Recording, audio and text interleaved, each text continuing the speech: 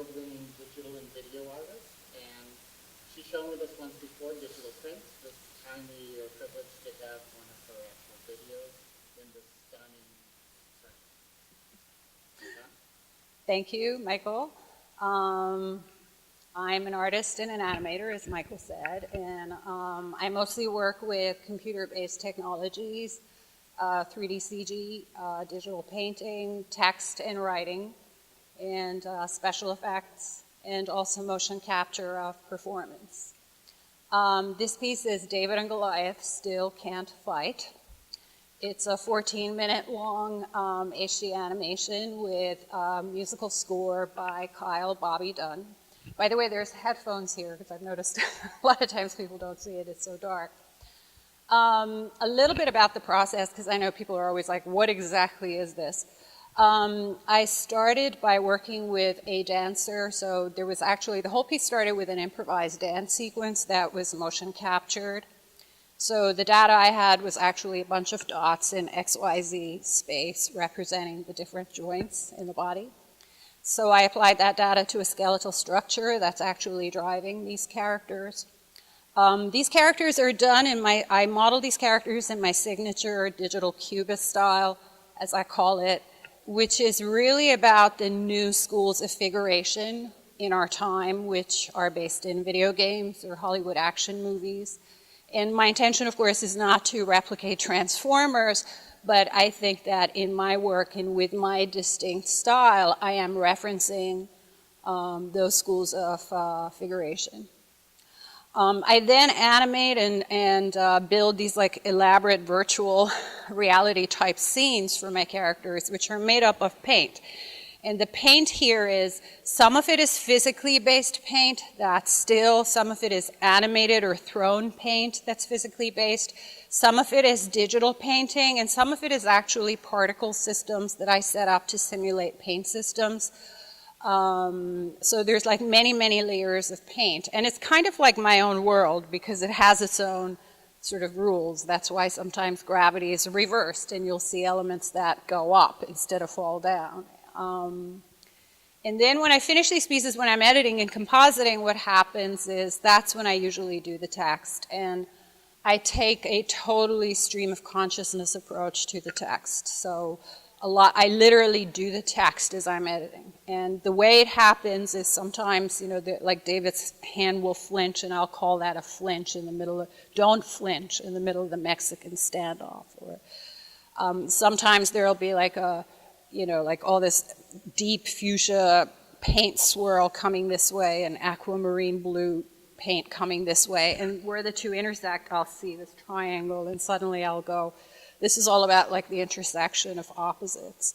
So to me, it's really like that. Some of the text is informed by the ideas in the piece, but some of it is really the actual visual events that are happening in the animation.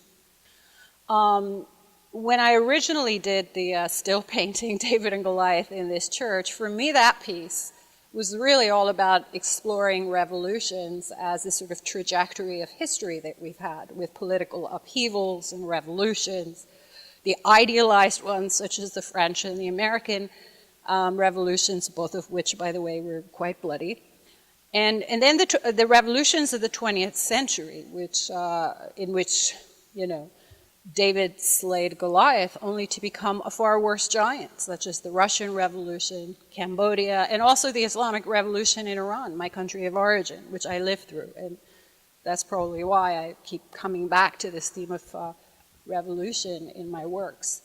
After that, I did the animation, David and Goliath Can't Fight, the first animation. And that was really all about the two of them posturing and going through all the motions of fighting, which to me seemed like what our time was about.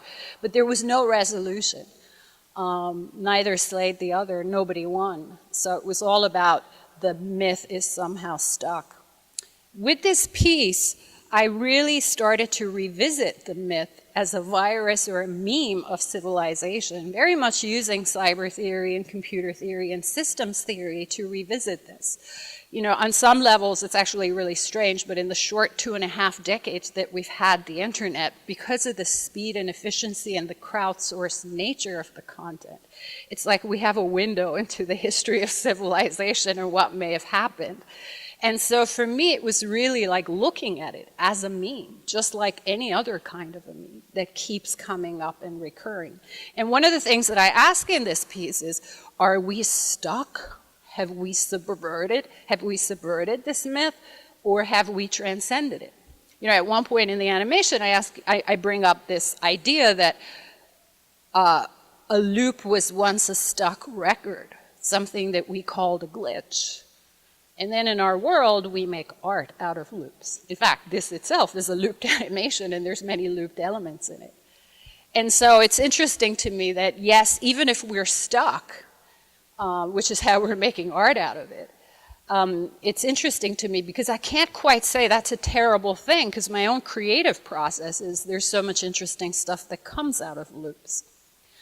And so for me, all of these ideas were at work in this piece. And I didn't want to really have the sort of political discussions that are going on cable TV. I wasn't interested in the Twitter wars, the political wars, and the, you know, the trolling and the fights and that sort of thing, or the punditry of the political blogs. But I was interested in bringing all of these ideas about inequality, the corporatism, the 99%, and notice there's a lot from Marx and Piketty also in this piece. I was interested in bringing all of these pieces and transposing them into this sort of art space.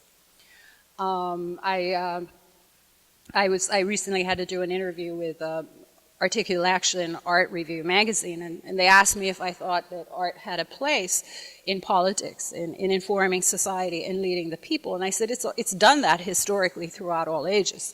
I mean, all the greatest works of art, many of the greatest works of art actually are political. From Michelangelo's David to Picasso's Guernica to many, many Rauschenbergs. I couldn't even name one, or even David Wittenarowitz.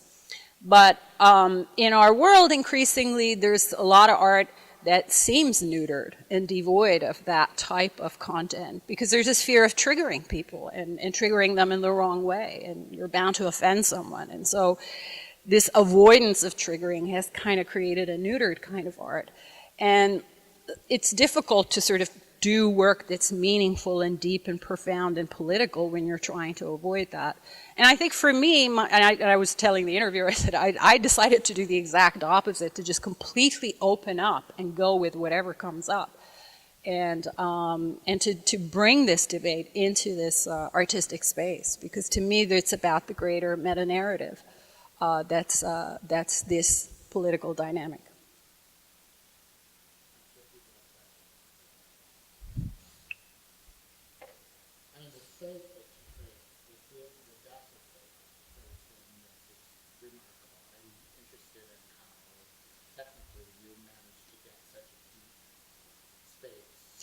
Well, I think that a lot of it is, working with the depth in the 3D CG scene, and using the intersecting planes to create the depth. And also the color cycling that's happening on the background, I think, is taking what could have been, let's say, a very flat, abstract painting, narrow space, and it actually adds depth to it. So it's interesting because it's the motion, especially in the background, that's creating the depth, because there's really not much depth there. And it's the color cycling that's doing it. And there's also, keep in mind, there's close to about 20 layers that are being composited, that I ended up compositing in this piece. So the layering itself also adds to the depth. And there's a subtle bit of lighting. I don't know, it's so subtle you might not even notice it, but there is a little bit of a spotlighting of the central area. It's very subtle because I wanted that sort of even lighting throughout, but it's a little subtle, and I think that helps. Yep, thanks.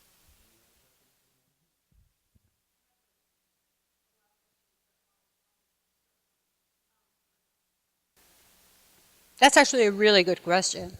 I mean, I've done many animations in which I didn't motion capture a dancer, including, animating figures and characters. And I've also done many pieces that are totally digital paint. I mean, everything is a particle system based, kind of paint. So the reason that I didn't is because to me there's a distinct difference. When, for instance, the movement of a dancer, and she was improvising because I was talking to her and I was giving her a direction, and she would come back with the movements, and we were capturing her in like I don't know, like 20-second segments with the same start and end position. And then it had to be edited.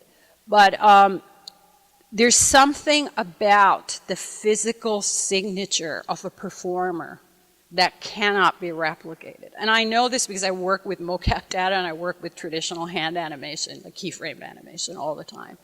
And I think that when you're animating a character by hand, there's a certain feeling, and I'm not saying it's not lifelike and it doesn't have a special quality and signature to it, but there's something about a movement of a human that brings a living essence into these characters that to me there's no comparison. But I would even go further, because you brought up the dancer. Like, I've used motion capture from motion capture libraries, where somebody is like walking, or like somebody's hard to do a move and they mocap it. And to me, like, that motion is dead.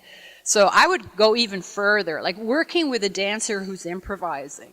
The motion signature is completely different. For me, on my end, when I'm working with the data, I totally see and feel and sense the difference.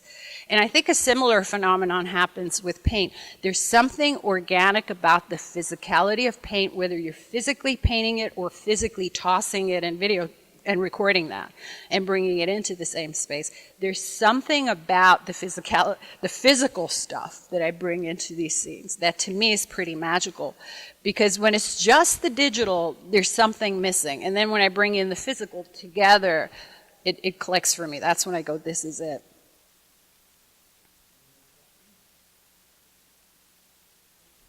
You're welcome.